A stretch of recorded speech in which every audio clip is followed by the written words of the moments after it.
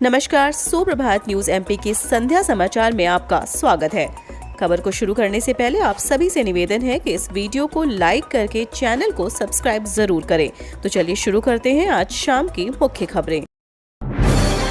दीपावली व छठ पूजा के पहले भोपाल मंडल से होकर चलेंगी 8 स्पेशल ट्रेन। दीपावली या छठ पर्व के मौके पर अपने घर जाने की योजना बना रहे लोगों के लिए अच्छी खबर है। दीपावली व छठ पूजा के पहले भोपाल को 8 विशेष ट्रेन और मिल गई।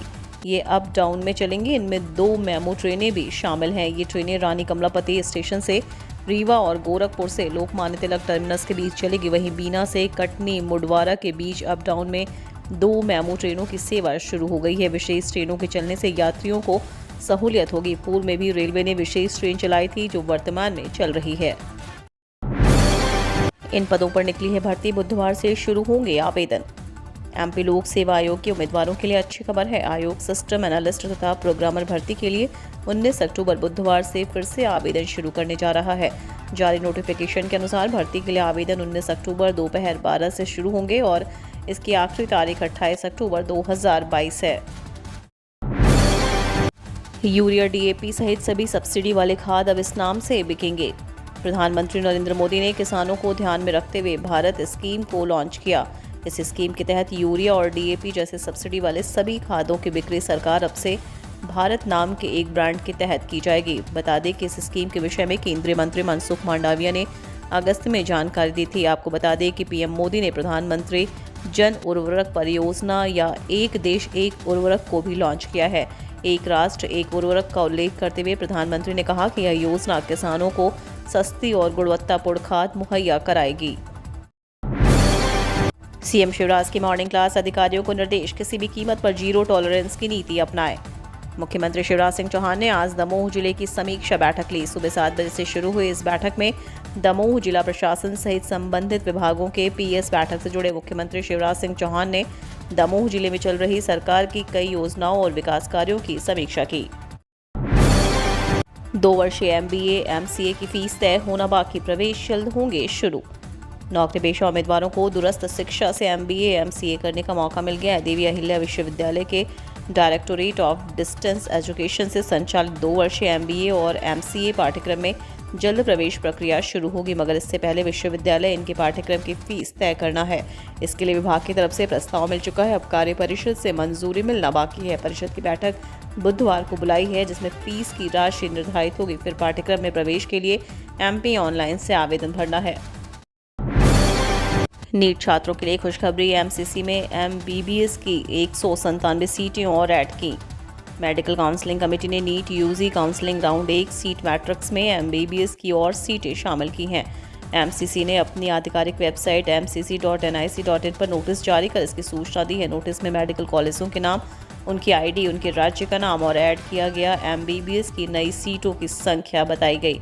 मेडिकल कॉलेजों ने एमसीसी को नई सीटें ऐड करने को लेकर सूचना दी थी। इसकी सूचना NEET UG first round counselling शुरू होने से पहले नहीं दी गई थी। अथॉरिटी ने स्टूडेंट्स के व्यापक हित के लिए एमबीबीएस के इन 197 सीटों को नीट यूजी राउंड 1 काउंसलिंग की all India quota seat matrix में शामिल करने का फैसला किया है। साइन बोर्ड पर कर से इंदौर के व्यापारी नाराज। दुकानों के साइन बोर्ड पर टैक्स वसूली के खिलाफ इंदौर के तमाम बाजार और व्यापारी एकजुट हो गए हैं। Ahilya chamber of commerce and industry की अगुवाई में शहर के तमाम व्यापारिक संगठनों ने नगर निगम के खिलाफ असहयोग आंदोलन की घोषणा कर दी है। निगम से ही नहीं, व्यापारी शहर के जनप्रतिनिधियों के इस मुद्दे पर चुप्पी से भी नाराज हैं। सोमवार शाम एकजुट हुए व्यापारियों ने सवाल किया कि क्या निगम जाम लगाने वाली नेताओं की रैली और सार्वजनिक संपत्ति पर लगने वाले होर्डिंगों से कर वसूल करती है। ऐसे कानून अंग्रेजों के शासन की याद दिला रहे हैं। सांसद और महापौर जिन्हें हमने लाखों वोट से जिताए, वे व्यापारियों के मौलिक अधिकार छीन रहे हैं।